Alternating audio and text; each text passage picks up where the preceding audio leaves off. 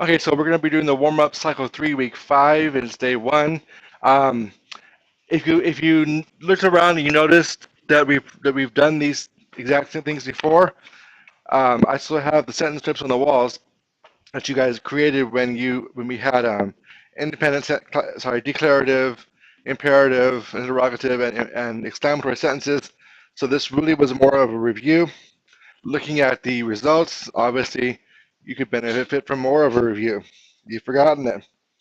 Now, the first person who's going to report out their answer is going to be Henry. So, number 1, what type of sentence is this? She looked at the clock on the kitchen table. Is it interrogative, exclamatory, declarative, or imperative, Henry? You chose declarative. A declarative sentence is a sentence that ends in a period and it's a simple statement. That makes this a sentence is declarative. So you are correct. It is declarative. Okay.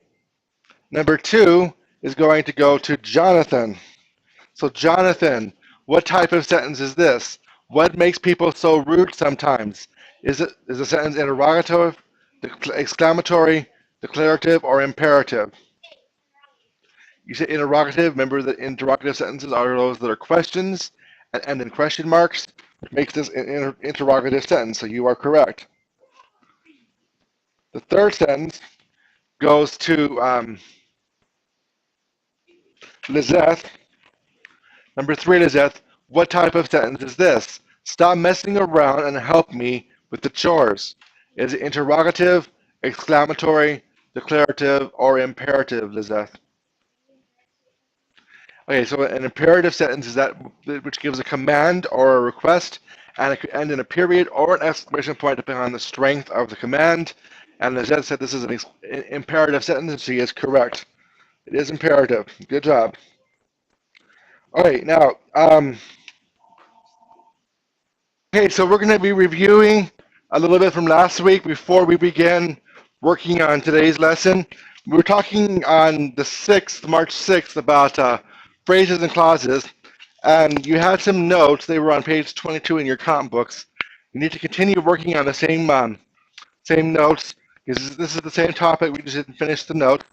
So let me do a little review first, so you know what we're doing. Um, just give me a minute here.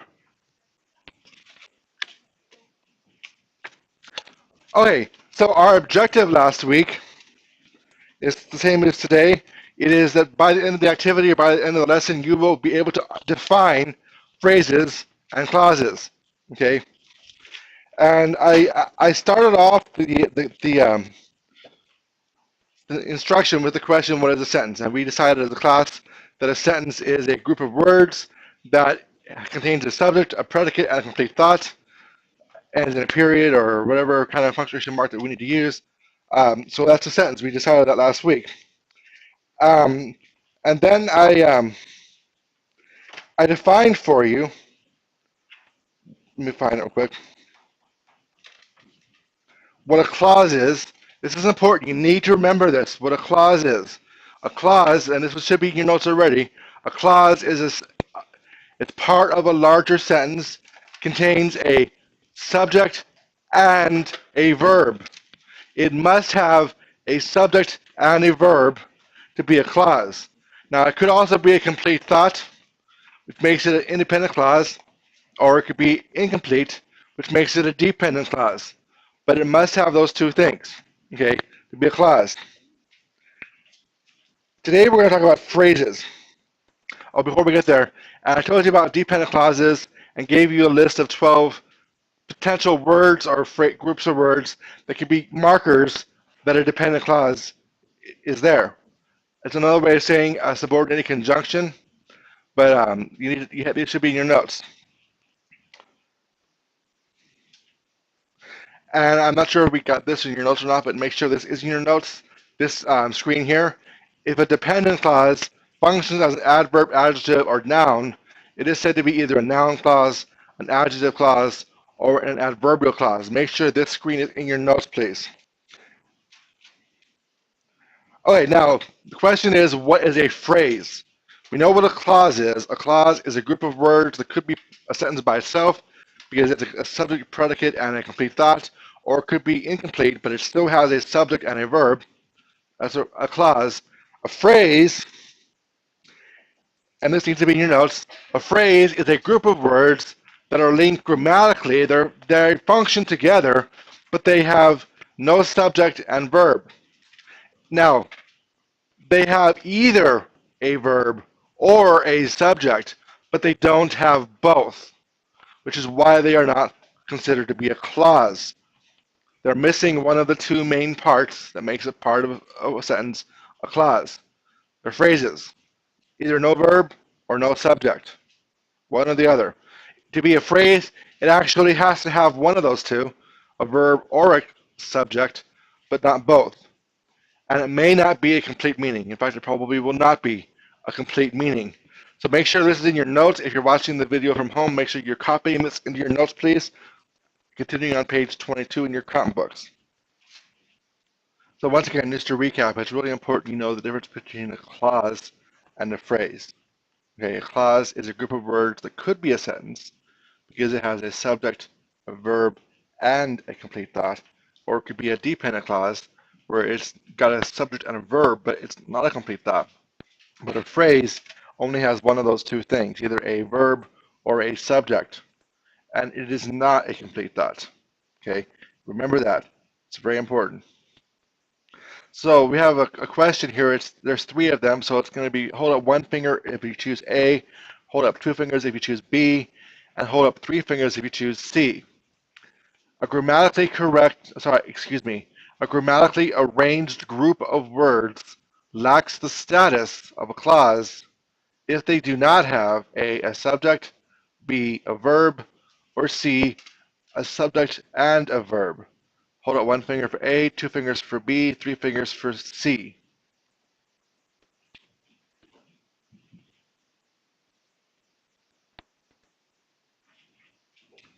Looking around the room, not a lot of you have held up your hands yet, but some of you have.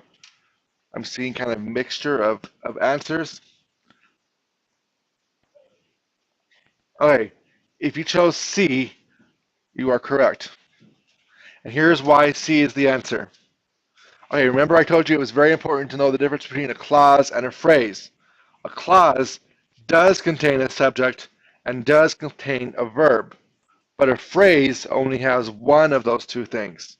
So it can be a subject or it can have a verb, but it doesn't have both, which is why C is the right answer. Because you don't have to have a phrase with just a subject or one with just a verb, then it could be either one. There are different kinds of phrases. Okay. This needs to be in your notes. A phrase that functions as a noun or a verb or an adverb or an adjective is called a noun phrase, a verb phrase, an adverb phrase, or an adjective phrase. And we'll go over each of the four types in a moment, but make sure you copy this into your notes, so please pause the video if you're watching from home. Now, a noun phrase is a phrase that has a noun in it and functions as a noun when it's written in a sentence. So the whole phrase is a noun. A verb phrase is probably the most common phrase you're going to find in your sentences. A verb phrase is a group of verbs that work together. So, for example, will have talked, or should have walked, or can be taught. All of those are verb phrases because every word in the phrase is a verb. Okay. An adverbial phrase usually describes a verb, but it could also describe another adverb or could describe an adjective. You're going to see an example of an adverbial phrase today. An adjective phrase is a group of words that has a noun in it, but also functions as an adjective, describing a noun or a pronoun. Okay, you'll see examples of these as we go along. Now, there's going to be a bunch of questions here. They're not on the responders. It says it is on the screen. They're not on the responders. We're just going to use our thumbs and our fingers to vote. Okay, so the first one. State if the following contains a noun phrase or verb phrase. A new culture emerges because of globalization. Now, I want you to pay special attention to this because this sentence has a phrase in it. Look for a word that might be an indicator of where the phrase begins. I'll give you a hint. It's probably a marker of some form that maybe you even have seen before. And then you need to decide whether the phrase you find is if it's a noun phrase, in other words, it has a noun in it, and it functions as a noun, or it's a verb phrase, and it is made of all verbs and is the main verb of the sentence. Okay, so give yourselves a moment to think.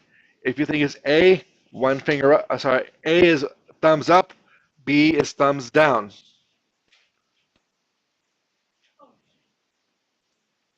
See, a few of you have decided. I'll wait for a few more of you to decide before I go over the answer with you and explain to you how this works. Okay, most of you have voted, and I see that it's kind of mixed. There's a lot of A's and a lot of B's. If you chose A, noun phrase, you are correct, and here is why. Did anybody notice that the phrase, because of globalization, is in this sentence? Begins with the word because. And if you remember, I gave you a list of 12 words that could be markers of dependent clauses or dependent phrases, or just phrases in general. Because was one of them.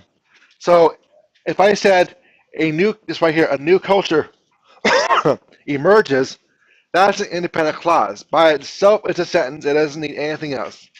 So that couldn't be a phrase because a clause has both a subject and a verb. Subject, verb, okay? But because of globalization is a phrase. It's a noun phrase. Because the word globalization is a noun. By the way, most words ending in ION are nouns. If you see a word ending in ION, it's probably going to be a noun, most likely. So because of globalization is a noun phrase, and it's acting as a noun, or in this case, as the object of this sentence. The whole phrase is the object of the sentence. Okay, and we all know from previous lessons, the objects have to be nouns or pronouns. Okay, that's why it's a noun phrase. Okay, questions on that? Okay, keep going. Here's the next question. If a sentence has just one clause, it is A, independent clause, or B, a dependent clause. Thumbs up if it's A, thumbs down if it's B. If a sentence has just one clause, it is either an independent clause or a dependent clause. Looking around the room, the majority of you have chosen A, independent clause. A is correct. If you chose A, you are right. And I want you to pay special attention to this class. The question was written in such a way that if you read the question thoroughly, there was only one possible answer. Because I specifically said if a sentence has just one clause. Okay? And you should know from all the things I've been teaching you that if it's a sentence, it has to be independent if there's only one clause. Because it couldn't be a dependent clause. I can't walk up to somebody and say, because he likes cake, and then walk away, because that is a complete thought. So if I said he likes cake, independent clause, there's only one clause in the sentence, that makes it A. Okay? There's only one clause in a sentence, it has to be A. It has to be. Otherwise, it's not a sentence. Okay? Hopefully you noticed that. I bet some of you may notice that, and hopefully most of you did. But questions are written like this a lot of times on purpose. So if you really read the question, a lot of times the answer is right in the question. Okay, look at the next one. Which of the following is a clause in the following statement? There's two parts of this sentence. Lost in thought and gave a vague response. One is a clause, one is a phrase. If lost in thought is a clause, thumbs up. If and gave a vague response is a clause, thumbs down.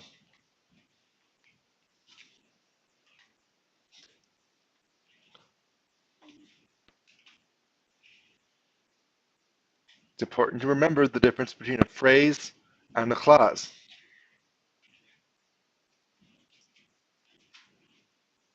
Okay, most of you have chosen thumbs down. B is the answer.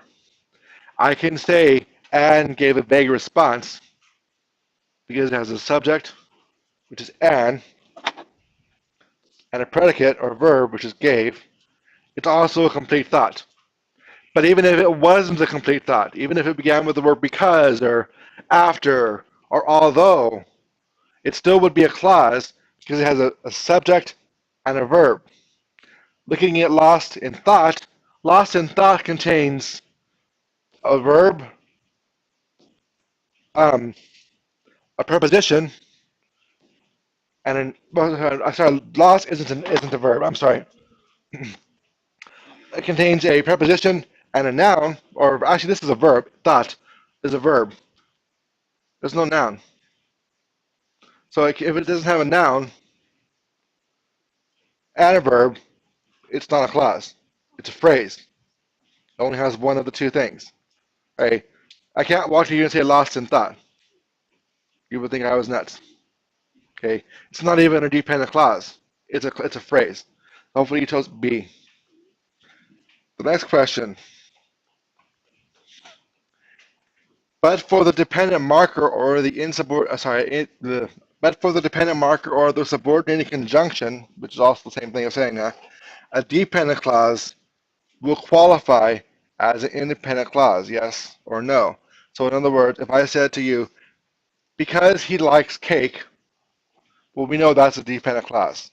It has a subject, he, it has a verb, likes, but it's not a complete thought.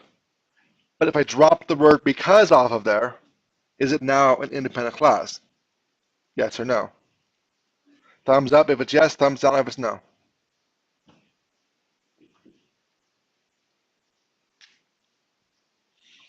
I don't see everyone making a choice, and everyone needs to make a choice. There is no sideways choice. Okay, if you chose thumbs up, yes, that is correct. Every dependent clause, to be a dependent clause, contains within itself an independent clause. It just happens to have an extra word at the front, which is a subordinated conjunction, or in this lesson, a dependent marker. If you get rid of it, it's an independent clause because it's a complete thought. What's making a dependent clause incomplete is that first word. Because he likes cake. Okay, what next, right? He likes cake. Complete thought, it's a sentence. That's the difference between a dependent and independent, is that one word at the front of the sentence, or of the clause. Excuse me. All right, next one. A sentence that comprises a phrase and a dependent clause will not qualify as a grammatically correct sentence. So we have a sentence that has a phrase and a dependent clause, and so if it's true, it's not a sentence. If it's false, it is a sentence. So a phrase and a dependent clause cannot be a sentence. Thumbs up if it's true, thumbs down if it's false. And if you're saying true, you're agreeing with the statement here. If you're saying false, you're disagreeing with the statement.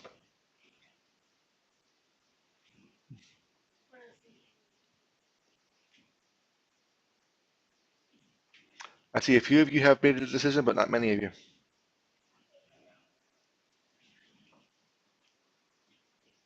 This one's a bit of a tougher one, but think about it. There is none.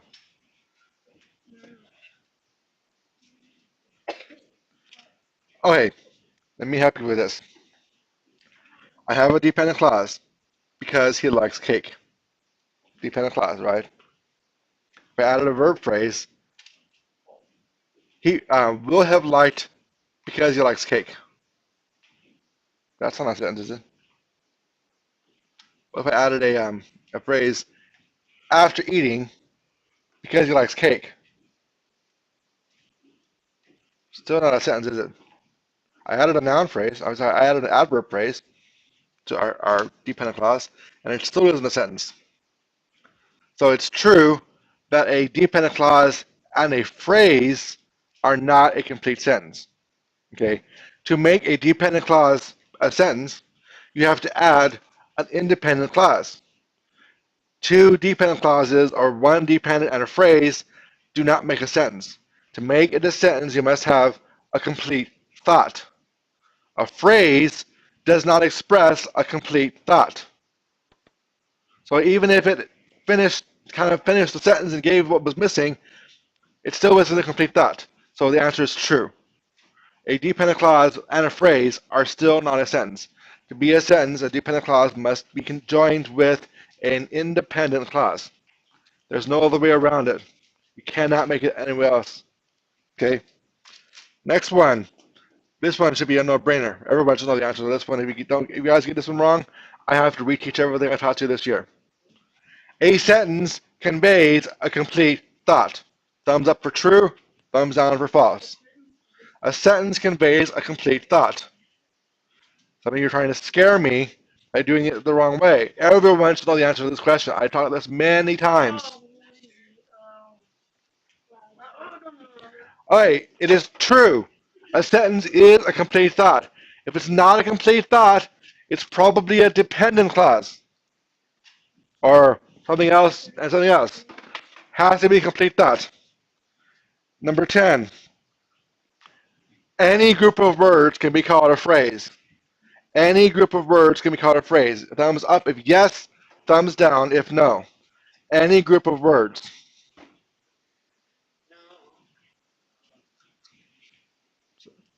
I see the majority of you are saying that it is not true, that is no. You are right. If I had three adjectives next to each other, red, small, and tiny, is that a phrase? What's it missing? A noun or a verb?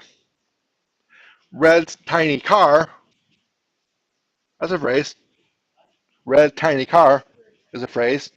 There's a noun. But if I just had red, tiny, and small, or whatever, then that's not a phrase. It has to have a noun, or it has to have a verb. So no is the answer to this one, and all of you got this one right. Okay. It's really important that you review this and make sure you understand this because this stuff will be on tests. Okay. Specifically going to be asking you the difference between a phrase and a clause. And there is a big difference. You need to know the difference. So let's review. A clause is a group of words, has a subject and a verb. It may or not be a complete thought, but it at least has a subject and a verb. A phrase is a group of words that are linked together in some reason. They're there for a reason, not just any random order of words, but they have a purpose, but they have either a verb or a subject, but not both. Okay, so that is the difference between the two. You need to know this. I will be quizzing you on this very soon. In fact, it could be as early as Friday. Keep that in mind. Now, before we end the lesson, I want to show you something real quick that I think is important. I want to make sure you're aware of the resources that you have at your disposal when you're not here, or if you need to review, or if you're unsure about things. Okay, so the first thing I'm going to show you is the class website, because that's what's loaded now. Oh, that's not it. Is my class website, and it is the where's the there it is. Oops, that's not what I wanted. So if you go to my class website, which is the second one on the list, it's tinyurl.com/drn class. All the videos are here too, not just the videos that are on YouTube, but all the videos that are on YouTube are here as well. So you only have to go to one place if you only want to. But what's important also on here is besides just the videos, any kind of homework, like this homework here, if it's homework or if there's handouts, it's going to be on here. Also, if you wanted to make up the quiz from Friday, the quiz is here as well. Okay, so if you go here, you fill out all the questions and you submit it. I will then have a copy of your quiz. Okay, this is where I want you to go if you're going to make it up. Not in class with me during lunch anymore, but on the website. You can use the school library, you can use home computers, but that's where you're going to make it up. Now, the thing I want you to keep in your brain is that if you got some wrong, I'm only going to take those out of here. So it makes you answer all the questions again, but only the ones you got wrong the first time are the ones I'm going to grade on the second time. So it will only add to your points. It won't take away from your points. You won't lose points. But every quiz will be on here. And usually by the end of the day on Fridays, I have the quiz posted for you, so you can make it up on your own. Or if you happen to be absent on a Friday, you can take it here as well. And it will send this to me, and I will be able to send you your grade as soon as I've graded it as well. Okay. That's the first major link. Also, if you don't remember the URL, all you have to do is go to Baptist Basic School's website and find my page, and it's on there as well. On my page, if you want to see where it is, it's if I go back to my home, this is my main home page. This is right here. It's down here on the left side, on the right side. Class videos, assignments, quizzes. That's where you're going to find the videos and any assignments and any quizzes. Okay, that's the first thing I want you to know about. The second thing I want you to know about is where to find the YouTube videos, and that's also on a link. I have a copy of the links by the water fountain and by the doors, also on the whiteboard for now. It's tinyurl.com, and it's Dr. Norwood, so it's different than Dr. N class. You go there, and it'll take you to my YouTube channel where all the videos that I have up there will be there. Okay, mine looks a little different than yours because I'm logged in, but here's all the videos so far. Okay, including today's from first and second period, which is here now. Yours will be up later on today. Um, that's the other resource you have available. My advice is if you're going to do this, subscribe to the channel. That way, when I update something, you'll get an email telling you that that there's a new video. Okay. Any questions?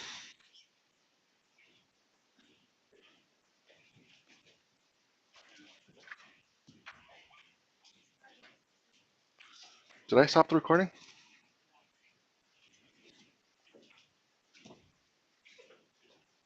I don't see it.